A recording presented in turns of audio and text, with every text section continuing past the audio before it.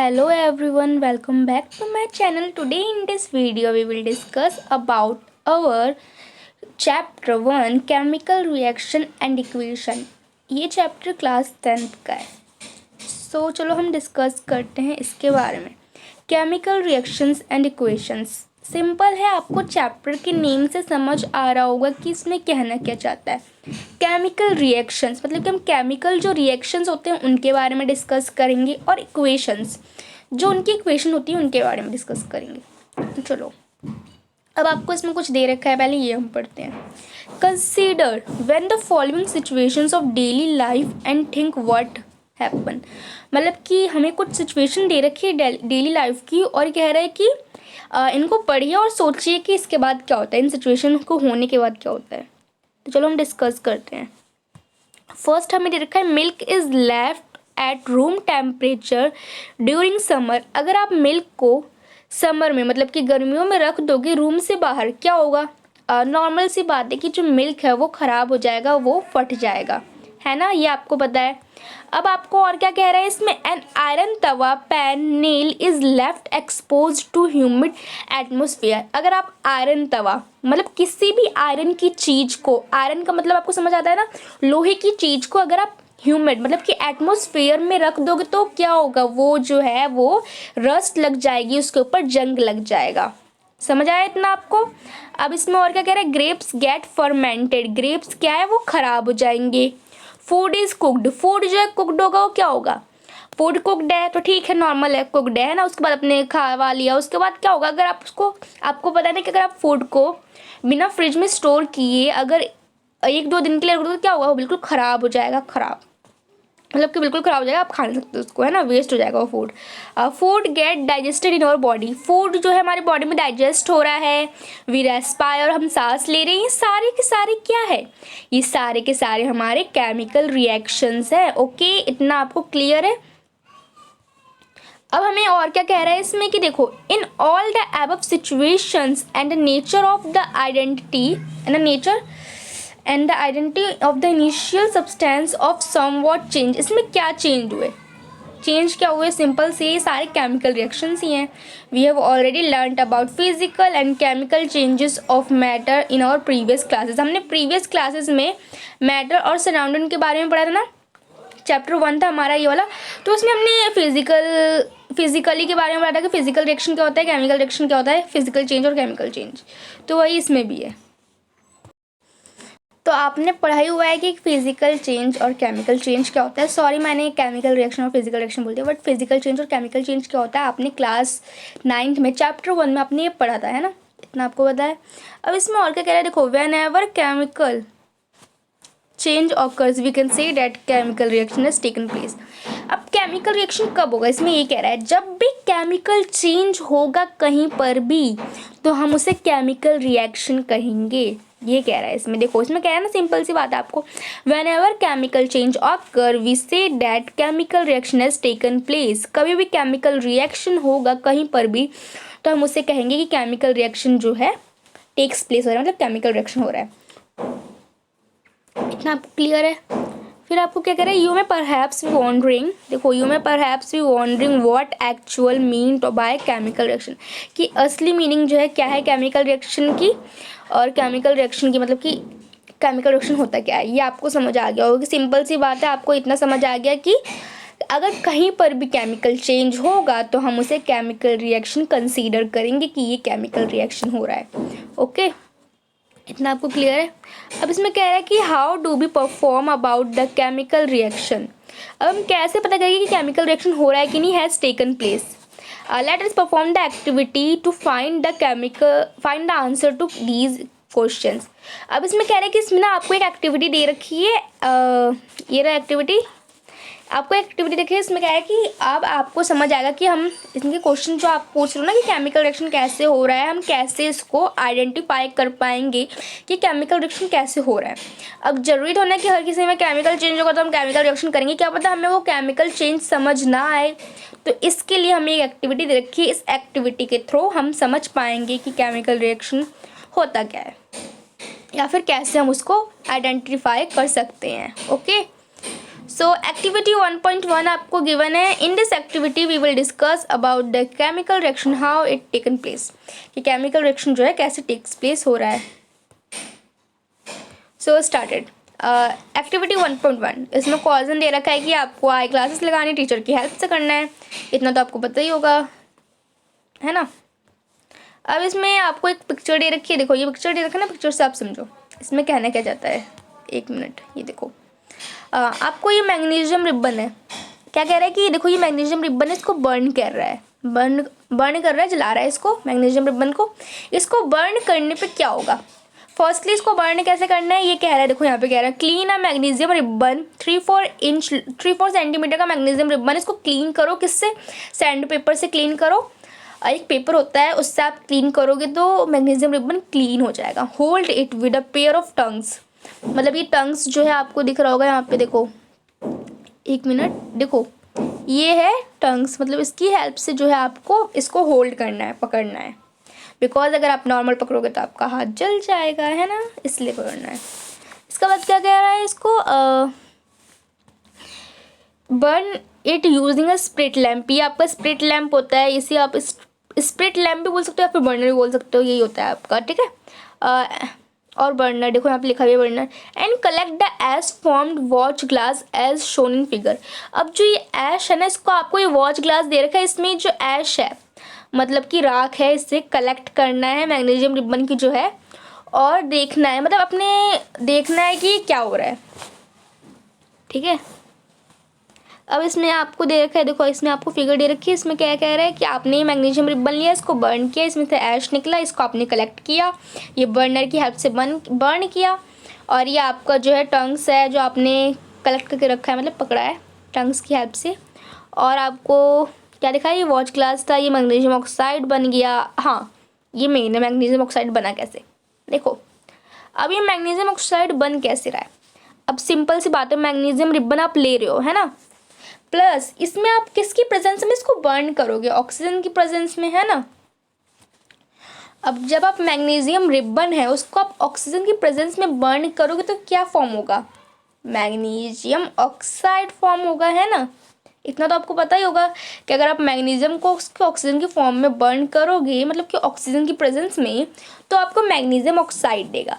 अब ये magnesium oxide हमारा क्या है, ये हमारा वाइट पाउडर है जो हमने कलेक्ट किया था, राख है. क्योंकि अब इन दोनों का प्रोडक्ट जो है राख निकले ना, ऐश निकला, तो ऐश हमारा क्या होगा, मैग्नीशियम ऑक्साइड है. इतना आपको क्लियर है.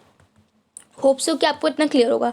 अब इसमें कुछ ऑब्जर्वेशन दे रखी है, वो हम डिस्कस करेंगे कि ऑब्जर्वेशन में क्या कह रहा है. इसमें you must have observe that magnesium ribbon Burns with a dazzling white flame.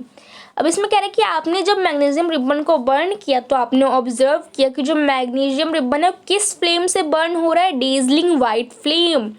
मतलब कि बिल्कुल वाइट फ्लेम से बर्न हो रहा है, बहुत ही स्पीड में, मतलब कि स्पीड में नहीं, ऐसे बर्न हो रहा है जैसे कि बिल्कुल चमक रहा है वाइट फ्लेम की तरह. ठीक है. और इसमें क्या कह रहा है, change into a white powder. वो वाइट पाउडर में चेंज हो गया. और हमारा वाइट पाउडर क्या था, कमेंट करो आप. मैंने अभी आपको बताया था कि वाइट पाउडर हम किसे कहेंगे, वाइट पाउडर. ठीक है. This powder is magnesium oxide. इसमें लिख के दिया है मैग्नीशियम ऑक्साइड. या आपको मैंने पहले ही बताया था कि ये हमारा जो होता है मैग्नीशियम ऑक्साइड को ही हम वाइट पाउडर कहते हैं. It is formed due to reaction between magnesium and oxygen present in air. ये क्यों फॉर्म हुआ, due to magnesium and oxygen present in air. Reaction किसके बीच में हुआ, मैग्नीशियम और ऑक्सीजन के बीच में. और ऑक्सीजन कहाँ होता है, एयर में प्रेजेंट होता है.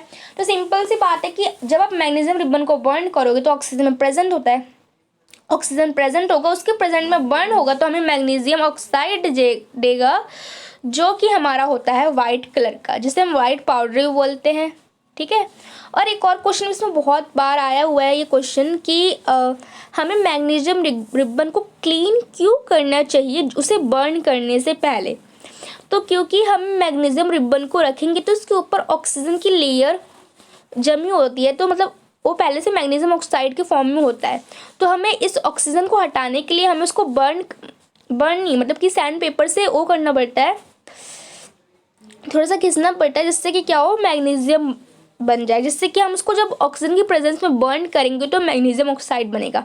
अब जब वो पहले से मैग्नीशियम ऑक्साइड बन रखा है और रिबन के ऊपर ऑक्सीजन की लेयर जम रखी है, लेकिन वो राख तो है नहीं, इसलिए हमें इसको क्या करना पड़ता है कि इसको मैग्नीशियम की जो ऑक्सीजन की लेयर होती है इसे हटाना पड़ता है, इसलिए हम इसको सैंड पेपर से रस्ट करते हैं, ठीक है, रब करते हैं। इतना आपको क्लियर है? अब चलो अब हम आगे बढ़ते हैं। अब इसमें क्या कह रहे हैं कि ये बहुत इंपॉर्टेंट है आपको ये कि केमिकल रिएक्शन कैसे टेक्स प्लेस होगा, हम कैसे बता सकते हैं। ये आपकी कुछ एक्टिविटीज़ है, एक्टिविटीज़ आप खुद पढ़ लेना, बिकॉज खुद पढ़ोगे आपको तो आपको ज़्यादा क्लियर होगा एक्टिविटीज़ में कह के रहे, और आपकी थिंकिंग पावर भी थोड़ी जो है बढ़ेगी। तो अब इसमें केमिकल रिएक्शन कैसे हो सकता है, हम कैसे बता सकते हैं। ये क्वेश्चन एग्जाम में आ सकता है कि आप कैसे बताओगे कि केमिकल रिएक्शन कैसे हो रहा है। Change in state, change in colour, evolution of a gas, change in temperature, इन सब चीज़ों से आप देख सकते हो। देखो चेंज इन स्टेट, अगर स्टेट में चेंज होगा, जैसे कि कोई चीज़ है, अगर आपका स्टेट में चेंज होगा, स्टेट का मतलब जैसे कि सॉलिड है उसमें से लिक्विड या फिर किसी भी चीज़ में हो जाएगा, तो चेंज इन स्टेट हो जाएगा। चेंज इन कलर, कलर का चेंज हो सकता है, chemical reaction. Evolution of a gas, कोई गैस जो है इवोल्यूट हो रही है, मतलब बाहर निकल रही है, वो भी केमिकल रिएक्शन हो सकता है। चेंज इन टेम्परेचर, ये भी केमिकल रिएक्शन हो सकता है। तो ये 4 टॉपिक्स से जो कि जिससे हम आपको कंसिडर कर सकते हो, आप बता सकते हो कि केमिकल रिएक्शन कैसे हो रहा है। ओके, अब इसमें और क्या कह रहा है आपको कि एज वी ऑब्जर्व, जैसे कि आपने ऑब्जर्व किया change around us, we can see there are large variety of chemical reaction taking place around. अब आपने ऑब्जर्व किया होगा अपने सराउंडिंग में, यहाँ पर बहुत ज़्यादा अमाउंट में केमिकल रिएक्शन, मतलब कि अलग अलग वैरायटी की केमिकल रिएक्शन टेक्स प्लेस होती रहती है हमारे सराउंडिंग में। हर दिन आप देखते रहते हो कहीं ना कहीं कुछ ना कुछ केमिकल रिएक्शन टेक्स प्लेस होती है। जैसे कि आपने एग्जाम्पल पढ़ा था मिल्क वाला, कि अगर आप समर में मिल्क को स्टोर, मतलब कि गर्मियों में मिल्क को स्टोर करोगे तो क्या होगा, वो फट जाएगा। आयरन नेल है या फिर तवा वगैरह है जो लोहे का है, अगर आप उसको ऐसे ही रख दोगे एयर की प्रेजेंस में, मतलब कि एयर तो अपने आप ही है ना, वो हवा में ही है, अगर आप उसको ऐसे रख दो क्या होगा, उसके ऊपर रस्ट लग जाएगी, है ना, रस्ट लग जाएगी उसके ऊपर। ये सब आपने पढ़ा था। तो ये सारे के सारे क्या है, ये सारे के सारे केमिकल रिएक्शंस ही है। Okay, we will study about the various types of chemical reaction and their symbolic representation in this chapter. अब ये क्या कह रहा है कि इन दिस चैप्टर में हमें इस चैप्टर में क्या पढ़ना है कि हम इनके सिम्बॉलिक रिप्रेजेंटेशन को पढ़ेंगे और केमिकल रिएक्शंस के बारे में पढ़ेंगे। वो तो मैंने आपको पहले ही बताया था कि अब चैप्टर का नेम से आपको समझ आ जाएगा कि इसमें केमिकल रिएक्शंस है और इक्वेशंस है। अब इसमें केमिकल इक्वेशंस के बारे में कह रहा है कि होता क्या है केमिकल इक्वेशन। चलो तो हम डिस्कस करेंगे केमिकल इक्वेशन होता क्या है। केमिकल इक्वेशंस, केमिकल इक्वेशंस से समझ तो आपको आया नहीं होगा क्या है केमिकल इक्वेशन, कोई बात नहीं, हम पढ़ के समझ जाएंगे कि कहना क्या चाहता है। अब इसमें कह रहा है आपने एक्टिविटी 1.1 में कैन बी डिस्क्राइब्ड। एक्टिविटी 1.1 ने हमको बताया था कि when magnesium ribbon burn in oxygen get converted into magnesium oxide, और इस मैग्नीशियम ऑक्साइड को हम क्या कहते हैं, एक और नेम था इसका, वो आप बताना, ठीक है, कमेंट में आप बताना कि इसको मैग्नीशियम ऑक्साइड को हम एक और नेम से बोलते हैं, उसे हम क्या कहते हैं। This description of a chemical reaction in a sentence of form a long quite, it can be written in a shorter form. इसे हम शॉर्टर फॉर्म में भी लिख सकते हैं। The simplest way to write it is to write in the form of chemical word equation, मतलब कि हम इसे वर्ड इक्वेशन में भी लिख सकते हैं। देखो ये वर्ड इक्वेशन है ना, ये हमारा वर्ड इक्वेशन ही है। अब देखो इसमें कह रहा है the word equation of above reaction, जो हमने रिएक्शन पढ़ा था मैग्नीशियम रिबन वाला कि मैग्नीशियम ऑक्साइड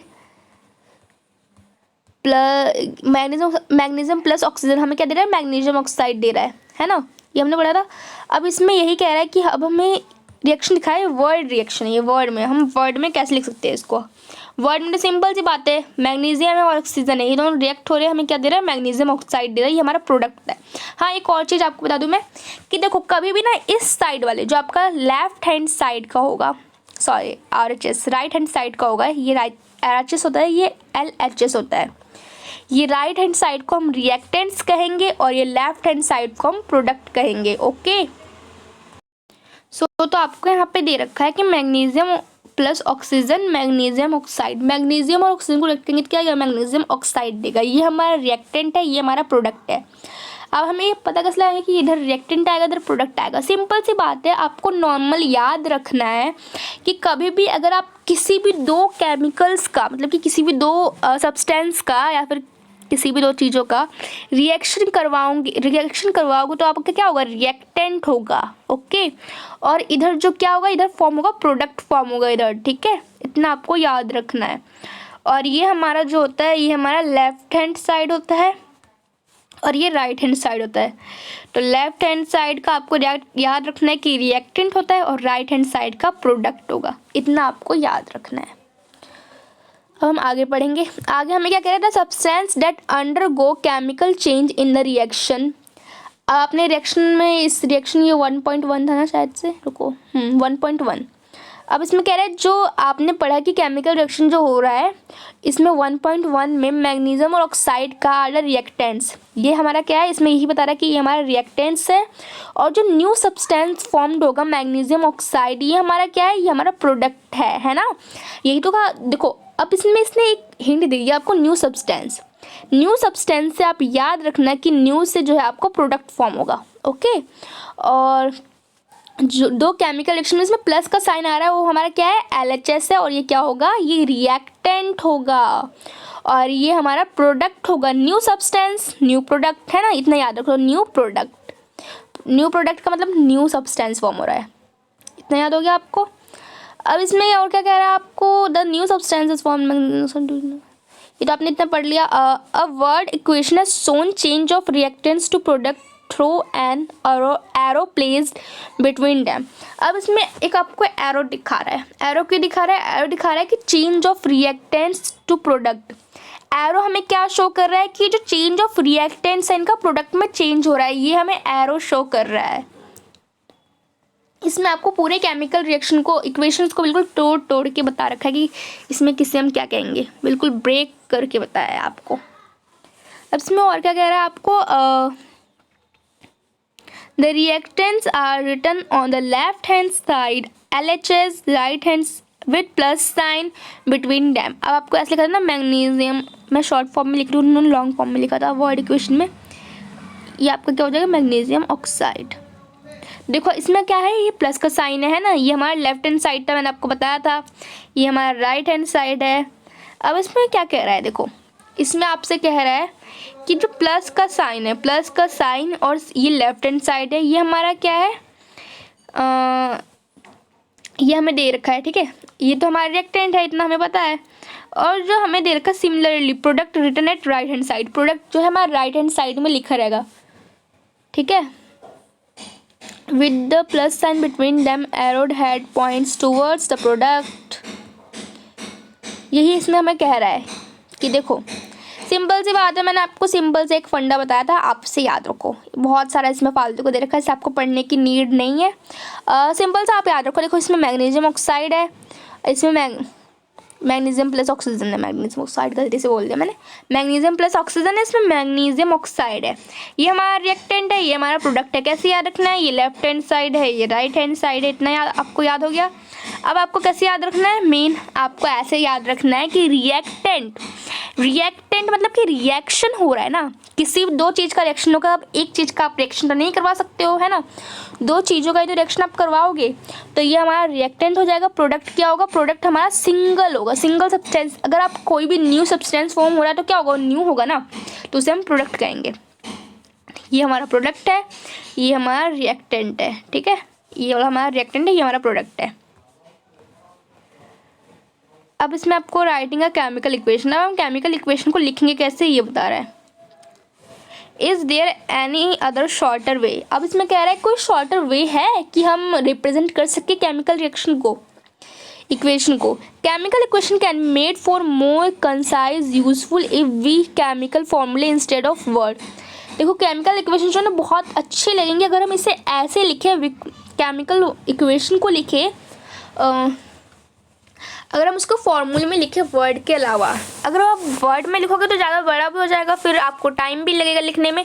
तो नॉर्मली उन्होंने हमें यही कहा है कि अगर आप केमिकल रिएक्शन को वर्ड में ना लिखकर फॉर्मूले में लिखो तो वो ज़्यादा बेटर वे होगा। देखो इसमें दे रखा है आपको शॉर्टर फॉर्म, जो मैं आपको बताया था मैंने आपको, ये हमारा शॉर्टर फॉर्म है।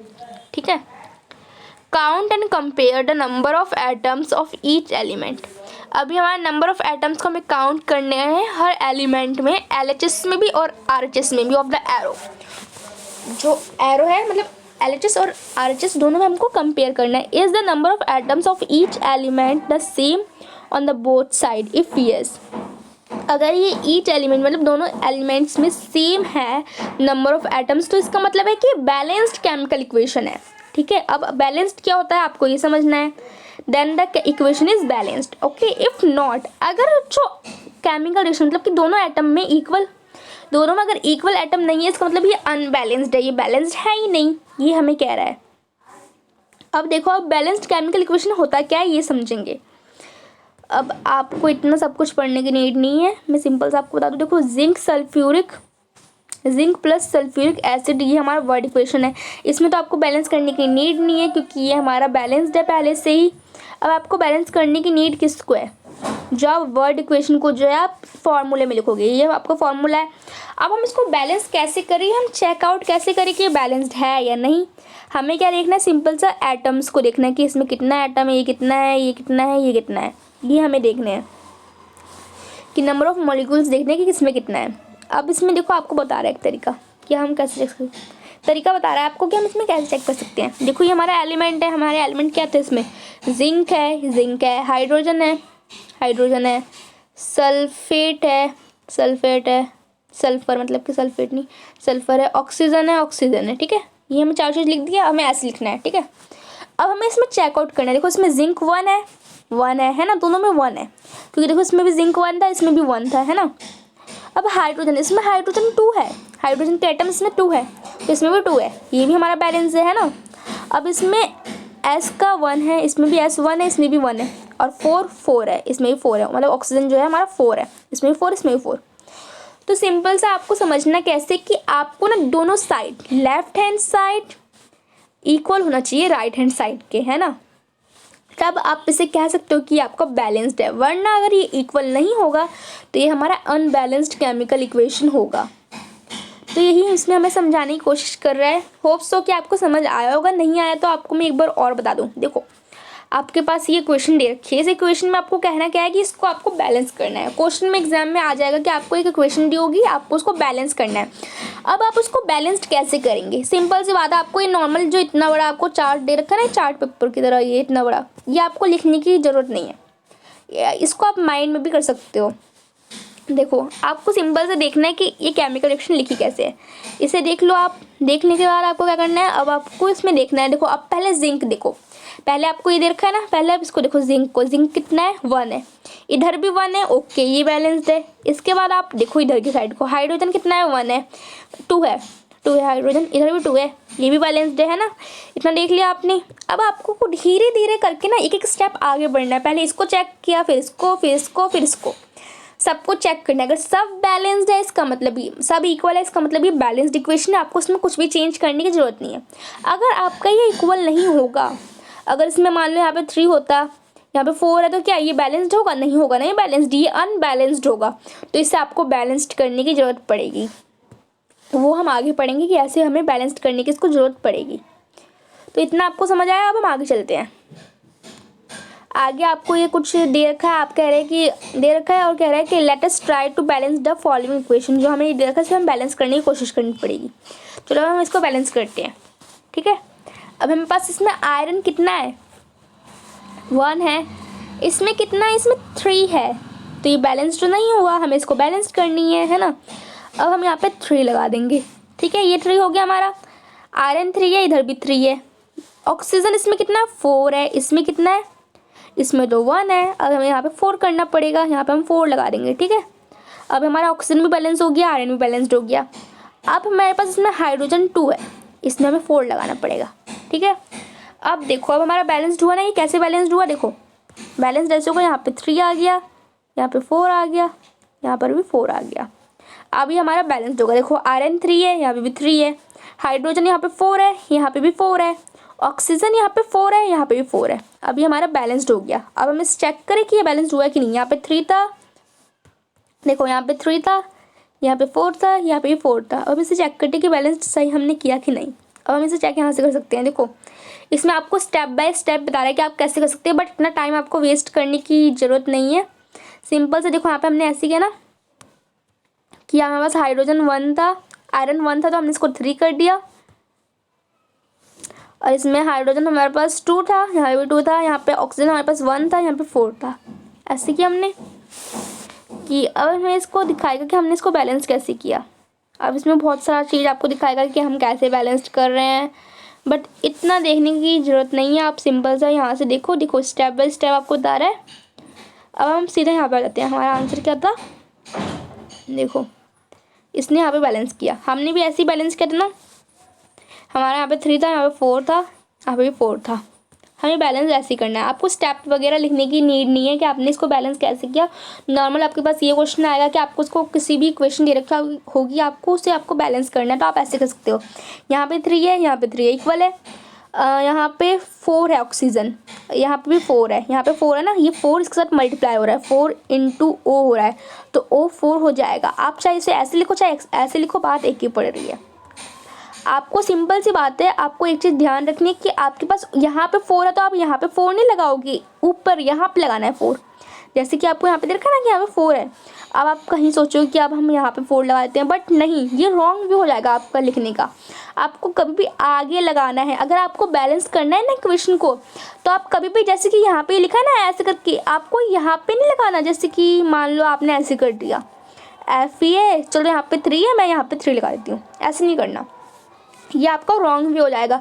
अगर आपको बैलेंस करना तो आपको यहाँ पे लगाना है, ये आपका राइट वे होगा। अब जैसे कि ऑक्सीजन का यहाँ पे 4 एटम है, ठीक है, और आपको उसको बैलेंस करना है दूसरी साइड पे, यहाँ पे बैलेंस करना है आपको। तो आप इसे ऐसे नहीं करोगे कि चलो ठीक है, मतलब कि जैसे कि ये हमारे पास है, तो अब हम ऐसे 4H2O लिखा है, 4 हटा दो क्योंकि हमें 4 की नीड नहीं है, क्योंकि हमें इसको बैलेंस्ड ही करना है। ये बैलेंस अनबैलेंस्ड है, देखो हमने 4 हटा दिया। अब हम इसको बैलेंस कैसे करेंगे, सिंपल से हमें बैलेंस करने का नीड ये है कि हमने ऑक्सीजन लिखा H2O। अब हम यहाँ पे 4 नहीं लगाएंगे, यहाँ पे अगर आपने 4 लगा दिया ना तो आपका पूरा इक्वेशन गलत हो जाएगा, ये रॉन्ग वे है। हम 4 जो है यहाँ पे लगाएंगे। कभी भी आपको बैलेंस करना हो तो ये एक बात ध्यान रखना कि कभी भी आप पीछे नहीं लगाओगे, आपको जो है आगे लगाना पड़ेगा, ये आपका राइट वे होगा, ठीक है, इतना आपको ध्यान रखना है। चलो हम आगे बढ़ते हैं।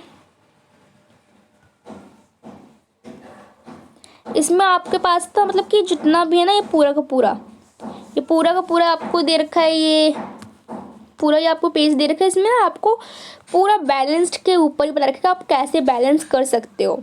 तो सिंपल से आपको ध्यान रखना है कि आपको बैलेंस कैसे करना है, उस वे से आप इसको बैलेंस कर सकते हो।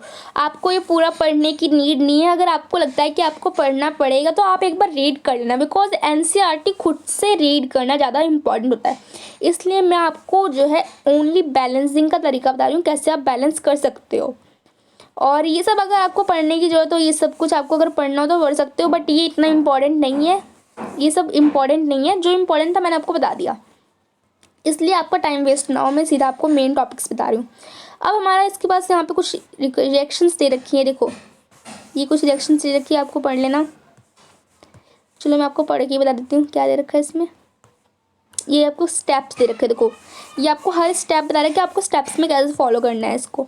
तो इतना मेन इंपॉर्टेंट नहीं है, ये आपको यहाँ से पढ़ लो। तो देखो नोट लिख रखे हैं यहाँ पे, note the symbol that G is use with hydrogen H2O, मतलब कि water, to indicate that reaction of water is use in the form of steam.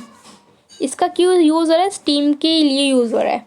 अब सिंपल सी बात है, वाटर का कुछ ना कुछ तो यूज़ हो रहा है, चाहे वो स्टीम के लिए यूज़ हो, चाहे हॉट वाटर के लिए यूज़ हो, चाहे किसी के लिए भी यूज़ हो, ये यूज़ होगा। अब इसमें ये कह रहा है कि नोट करो कि जो ये रिएक्शन दे रखा ना आपको, इसमें नोट द सिंबल ऑफ जी। अच्छा, इसमें कह रहा है कि जो जी का सिंबल है, यहाँ पे जी लगा रखा है, जी का मतलब क्या है कि ये गैसियस है। गैस का मतलब क्या है, स्टीम क्या होती है, स्टीम हमारी ये भाप को तो हम स्टीम कहेंगे। जैसे कि आपका ये कोई बर्तन है, इसमें आपके पास वाटर है, अब जब स्टीम ले रहे हो, ये क्या है, भाप है। ये किस फॉर्म में है, गैसियस फॉर्म में। तो जब कहीं पर भी अगर जी लिखा होगा ना, जी, इसका मतलब आप समझ जाना है कि गैसियस फॉर्म में जो है वाटर क्या होगा, स्टीम होगा। इतना आपको ध्यान रखना है। Usually physical states are not included in the chemical equations unless it is necessary to specify them. Sometimes the reaction conditions such as temperature, pressure, catalyst, etc. hold a reaction indicated above or type of arrow in this equation. For example, अब आपको इसमें example दे रखा है। देखो reactions में ना आपको कुछ ना कैटलिस्ट वगैरह यूज़ करना पड़ता है, उससे हमें बता रहा है। जैसे कि देखो, किसी की प्रेजेंस में आप किसी को यूज़ कर रहे हो ना, तो हमारे कुछ कंडीशंस होती हैं जिन्हें हमें किसी की प्रेजेंस में यूज़ करना होता है। जैसे कि हमें यहाँ पे लिखा है 340 ATM, ये हमें लिख रखना है यहाँ पे। अब हमें इसकी प्रेजेंस में यूज़ करना है, ये जो हमारे पास सिचुएशन है हमें इसका प्रेजेंस में यूज़ करना है, तो ये हमारी कुछ कंडीशन दे रखी है। अब यहाँ पे हमें नीचे एक और दे रखा है ये रिएक्शन, देखो इसमें ये दे रखा है, ये दे रखा है हमें किसकी प्रेजेंस में चाहिए, ये सनलाइट और क्लोरोफिल की प्रेजेंस में। तो ये हमारा ग्लूकोज बन गया और ये हमारे रिएक्शन बन गया। तो हमें रिएक्शन दे रखा है कि अगर आपको ना कुछ सब्सटेंसेस ऐसे होते हैं जिन्हें किसी ना किसी चीज़ की प्रेजेंस में यूज़ करना होता है, तो ये हमारा कुछ कंडीशन होता है, इसलिए हमें एग्जांपल देके समझाया है।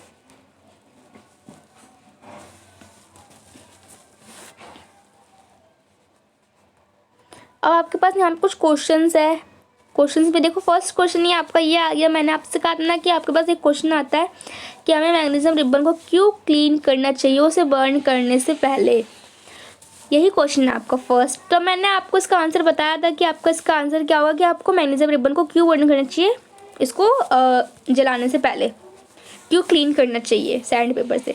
क्यों करना चाहिए, क्योंकि इसके ऊपर ऑक्सीजन की लेयर होती है, तो हमें मैग्नीशियम ऑक्साइड की लेयर को जो है हटाना पड़ता है, इसे हटाना पड़ता है ये ऑक्सीजन की लेयर को, इसलिए हमें इसको क्लीन करना पड़ता है सैंड पेपर से।